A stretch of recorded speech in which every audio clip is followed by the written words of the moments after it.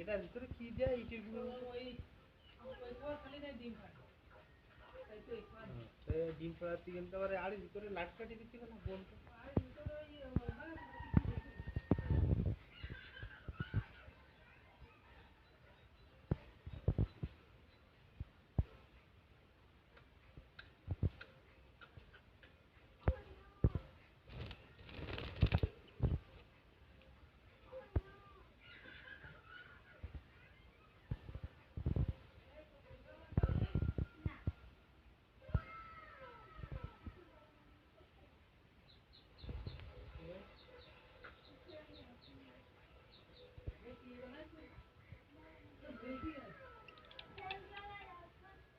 ভালো হয়েছে তো।